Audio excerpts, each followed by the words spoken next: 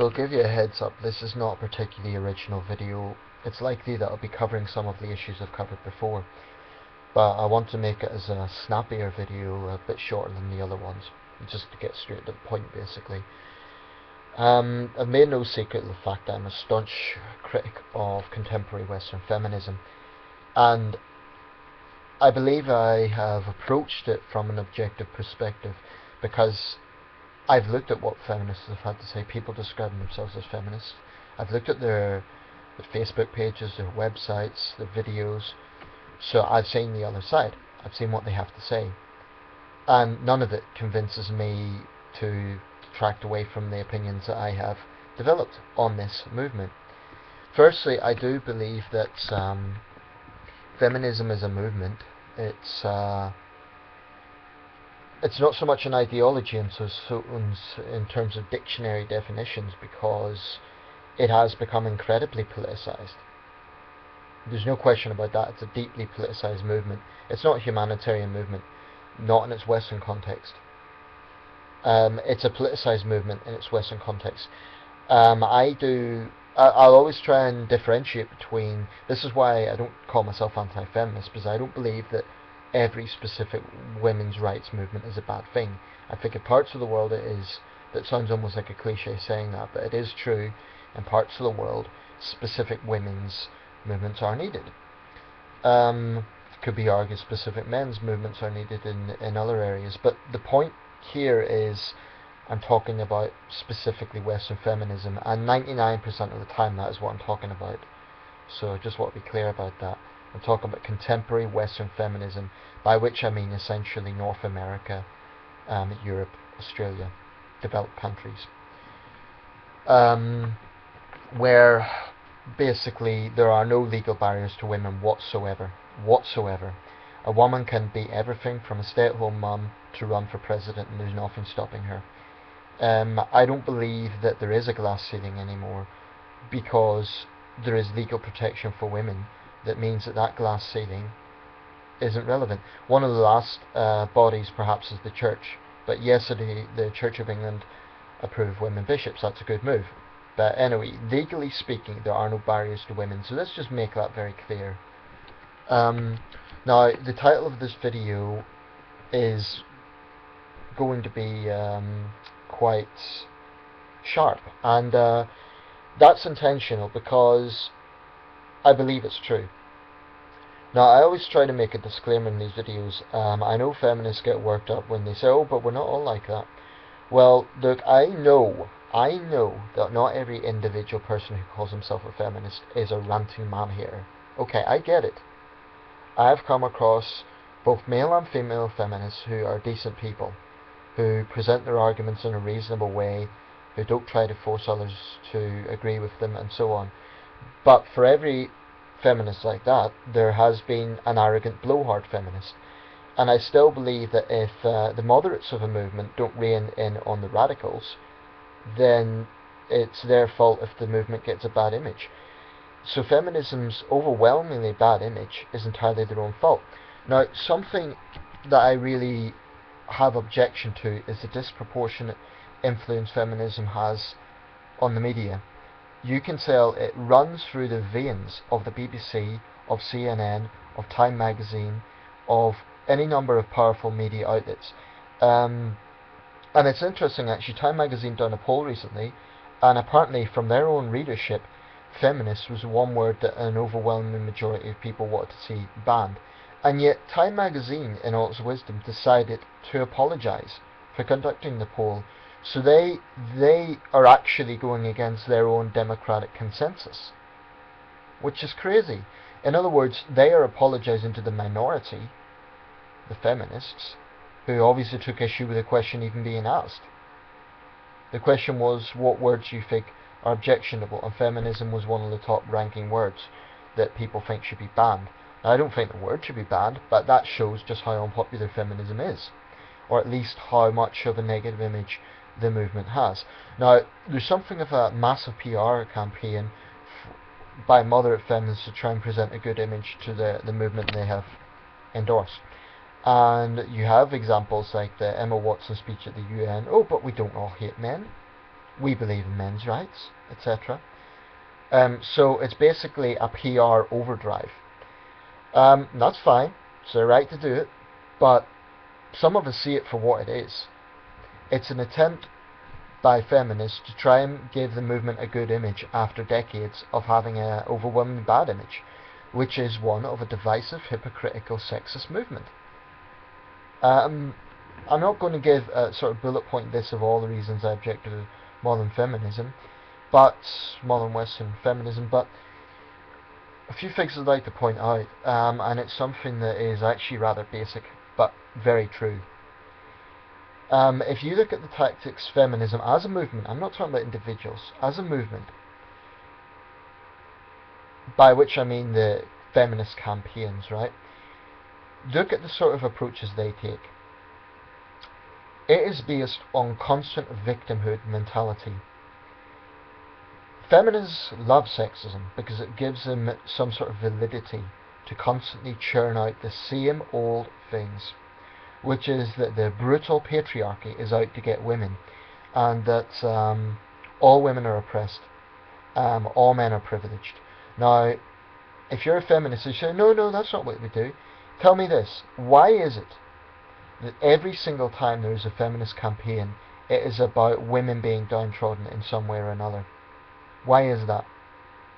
So actually, feminism constantly promotes female victimhood, which if I was a woman, I would find that rather patronising. And I know that's why a lot of women have turned against feminism, because they're tired of being patronised and being treated like they're victims.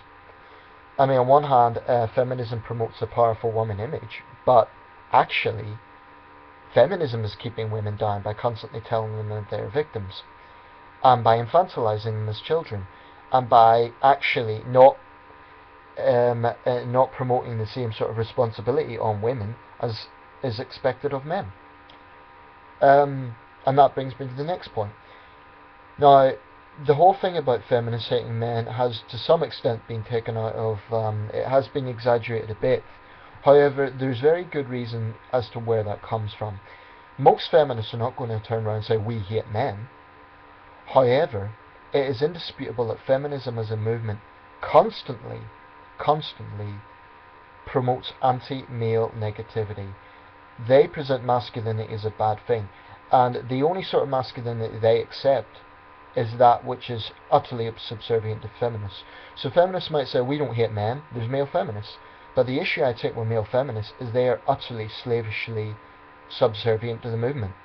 Male feminists never critique feminism, in my experience. They never do, because these are guys who basically, in my experience, they slander their fellow men, and they just basically agree with everything that the movement says, and they will never ever question their female, whatever you want to call it, colleagues, comrades, whatever, because hey, they would be, they're a man, they can't do that. That would be the man pushing his way around. You see, male feminists are some of the biggest hypocrites around as far as I'm concerned. But anyway, I'm not going to get off into a tangent about that. I just want to make the point that feminism is actually a very intolerant movement, and whilst they may insist that they don't hate men, when you have a situation whereby you're constantly slandering a specific group of people, men, through constant negative campaigns, and I'll use the 10 hours walking in New York City as an example. If that had been a PR campaign or an advertisement or some sort of campaign that was showing men in an overwhelmingly negative light, feminists would get their pitchforks out and say it's sexist. Now, it's not that some of the comments made in that video weren't sleazy, but the point is it's cherry picking, and it is presenting solely men in a bad light. So, by extension, you're demonizing half the human race, because constant negativity stirs up cynicism among women. It stirs up suspicion among women. And I believe this is also true of things like women's studies. Basically, feminism is at its core toxic. It is toxic because it is divisive. It divides men and women. It doesn't unite men and women. It divides men and women. It even divides women and women, because it bullies women who don't conform. And for all the talk about there being many different feminist schools of thought, which is true to some extent, it's very difficult to find which one is moderate, because if you go to any feminist group on Facebook, the chances are they will not tolerate sin. And there is this sort of Mean Girls Club online, which has come to basically represent modern day feminism. And for moderate feminists who resent that, it's your own fault. If you're not reining in on these people, because you see, the problem is, it's no good moderate feminists trying to appeal to critics of feminism, say, oh, but we're not man-haters. What you need to be doing is appealing to the extremists within your movement. They're the problem. It isn't critics of feminism who are the problem, because nothing is going to convince critics of feminism unless you do something to change the image of feminism. That means start practicing what you preach, which is egalitarianism. If you really don't oppose men's rights, then why don't you condemn feminists who try to shut down men's rights seminars? Because the feminist approach is silence. If you really acknowledge that men's issues exist, then why is it whenever those issues are brought about, they are shouted down? Why is it you will not say those issues need more attention?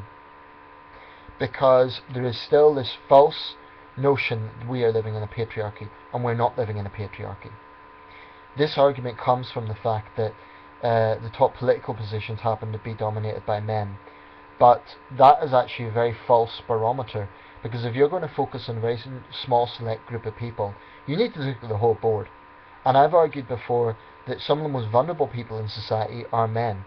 Why? Because if you think of the most vulnerable people possible, surely homeless people must rank among that.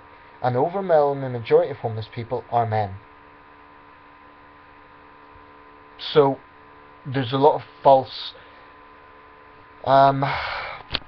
rhetoric that's coming out from the feminist movement, especially about male privilege. It is one of the things I resent most about, and this is what feminists do basically. And in this sense, it is actually not that different from far right groups, white supremacist group, whatever you want to call it, stirring up fear against immigrants. Because actually, when you think about it, the same language is used. They stir up fear against outsiders, against immigrants, against ethnic minorities by saying that they're privileged, right? By saying that they get all the perks, by insisting that they are victims. This is exactly what feminism does. It insists that men are all princes of privilege, all women are victims, and that by constantly churning out this sort of distortion, it creates this never-ending negativity. And I'm so sick of it. In my opinion, male feminists, whilst they're entitled to their opinion, they're guilty of being part of a movement that slanders their fellow men. And I'm just so fed up with it. I have no problem with individual feminists who call themselves feminists, who believe in women's rights, who campaign on women's rights, and who don't try to force their opinions on others. But I've had so much experience of bully tactics of feminists who do try to force their opinion onto others, who don't tolerate dissent, who try to bully other women into conformity, and who patronize people by churning out the same bullshit about how feminism isn't about hating men, and yet they do nothing to combat misandrists within the movement. If they were actually in tandem, for example, if they were saying that, but saying, look, I'm trying to do something about the misandrists within this movement, I'm part of this movement, I don't like the negative image it has, so I'm going to rein in on the extremists. If feminists actually done that, I would be more sympathetic. But they don't. They just try to appeal to people, especially men, saying, "Oh, we don't hate men." Okay, I know you don't, but the problem is not necessarily that. The problem is you're doing nothing about the many divisive approaches that your movement takes. It's your responsibility. You know, if you insist that feminism is a moderate movement that is inclusive, it's your responsibility to prove that. And demonizing opponents, I'm trying to be objective here. I'm not demonizing all feminists, so I would appeal to moderate feminists not to demonize all critics of feminism as woman haters or as misogynists or even as misguided, because I think that's rather patronizing. I have had enough experience of feminism to make my own judgment. So it's rather patronizing to say that critics don't understand feminism. It's an assumption that we woke up and we just dislike feminism. This comes from years and years of exchanges with feminists, years and years of watching feminist videos, watching feminist propaganda, watching the feminist hold on the media, and I'm so sick of it.